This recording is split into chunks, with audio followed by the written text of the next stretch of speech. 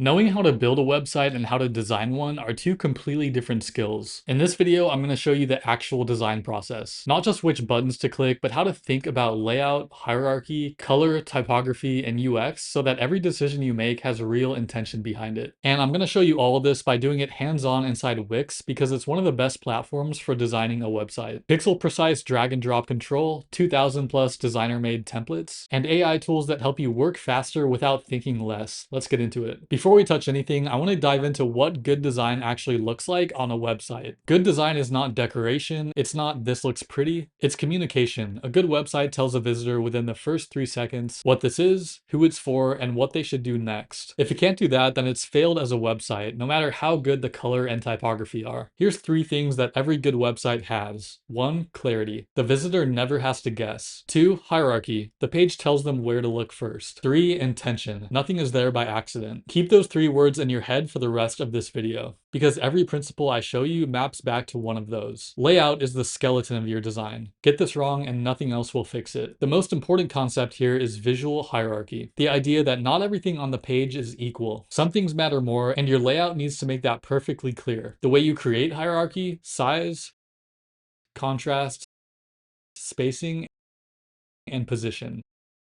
Your headline should be the biggest thing on the page, and your subhead should support it. Your body copy is smaller, your CTA stands out with color. This sounds obvious, but a lot of people make everything the same color, the same size, and they all have equal weight. This creates visual noise ultimately, and makes nothing actually important. For layout structure, think in columns. Most websites use a 12-column grid. You don't need to know about the technical stuff, but you should know that your website should align to invisible, consistent lines. Elements that just float wherever on your page end up looking really amateur. In Wix, you get pixel-precise positioning. You can drop elements anywhere, but use that feature intentionally. Stick to a grid mentally, even if the editor doesn't enforce one. One more thing on layout, above the fold. Whatever is visible before the user scrolls needs to do the heavy lifting. If someone lands on your site and the first thing they see doesn't make them want to scroll, then they just won't.